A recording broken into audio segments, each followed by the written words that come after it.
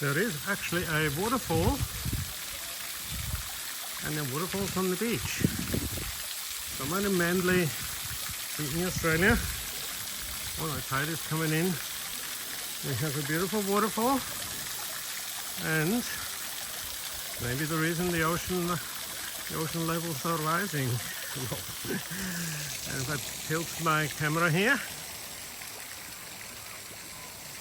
I keep stepping back because the tide is in. This is called Collins Beach, accessible from two beautiful pathways. There's some reforestation happening here.